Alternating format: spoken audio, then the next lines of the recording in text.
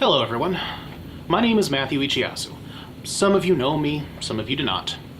For those of you who do know me, you know that I am a photographer and videographer who is married to a beautiful and long-suffering saint of a woman, and that together she and I are plotting out our course through this twisted pathway that we call life. Well, recently an opportunity, or rather a mission, has presented itself to us, and I'd like to talk to you for just a little bit about it. In the coming months, I'm going to be partnering with an organization called Fingerprints Across Africa. Now, it's been a tough year for a lot of us.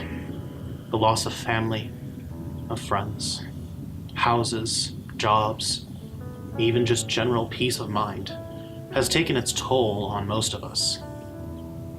But a lot of us know that there are places in the world that are far worse off than us. One of those places is Zimbabwe. Located near the southern tip of the continent of Africa, Zimbabwe is a beautiful land with a rich and diverse culture.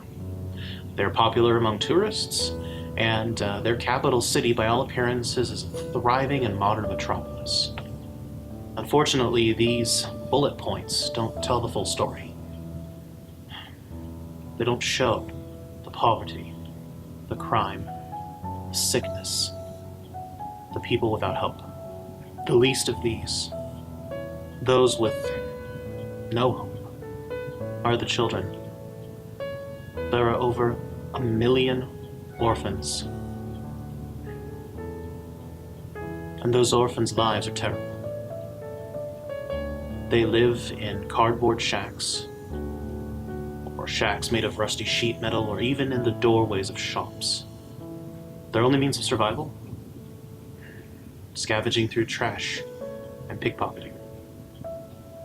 If you are unfortunate enough to be a little girl in this nation, there is a good chance that you will be picked up by a kidnapper and trafficked across other parts of Africa, becoming a literal sex slave. If you're lucky enough to escape that, you might find yourself married off at the age of 9 to be a child bride to someone who is many times your age. AIDS and other sexually transmitted diseases are rampant.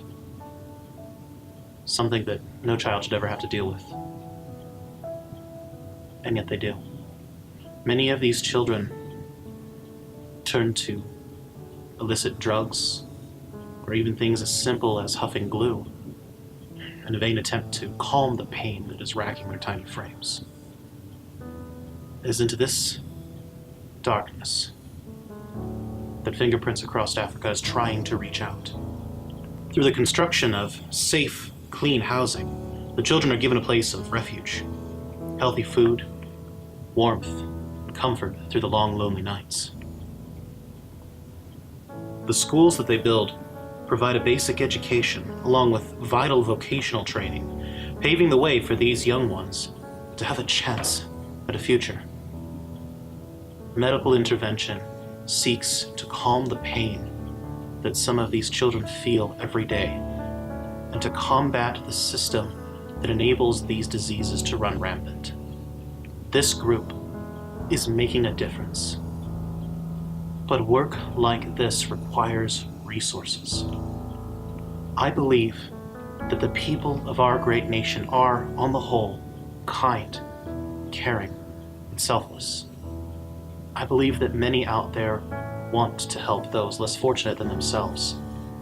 But unfortunately, they don't know the realities of the situation. They don't know the horrors that are still rampant across much of our world, and in these places in particular.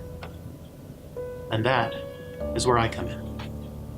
I will be traveling to Zimbabwe in an effort to document on film the plight of these orphans, to bring the realities of their life and their struggles to the forefront of the minds of our distracted, social media saturated nation,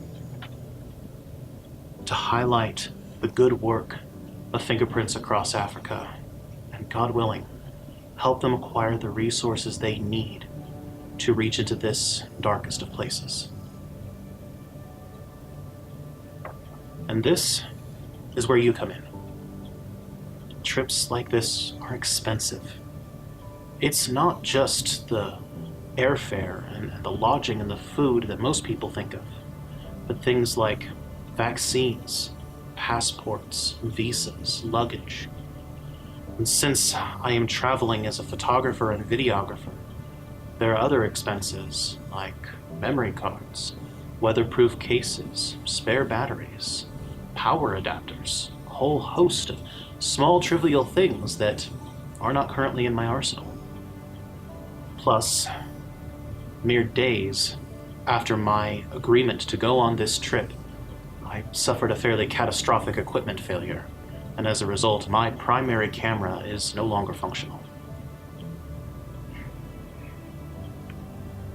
Those of you who know me know that I don't ask for help. Those of you who know me well know that you have to force me to take the help that I haven't asked for. I admire the self-made man. The pioneers who pulled themselves up by their bootstraps and took something and made it, or took nothing and made it into something. And that is what I've striven to be. But in this one isolated case, I am asking for your help. Many of us come from different backgrounds, different creeds, different faiths, different places in life. Some of you don't share my faith. Some of you do. Regardless, I believe that this mission transcends those boundaries. This isn't about religion. This isn't about publicity, popularity, politics. This is about saving the most vulnerable lives imaginable. I believe that this is a mission given to me by my Creator to go forth into all nations, to heal the sick, to provide for the needy, to take care of widows and orphans, to bring hope to those who have none. I implore you, help me help them. The link for the GoFundMe is below, as well as the link for Fingerprints Across Africa. If you are able to help out, you'll have my undying gratitude.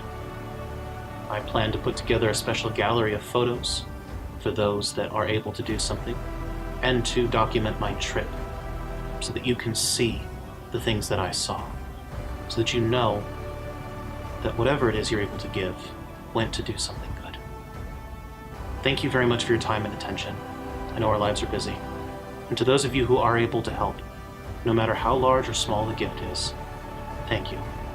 And I do pray that God will richly bless you for your generosity.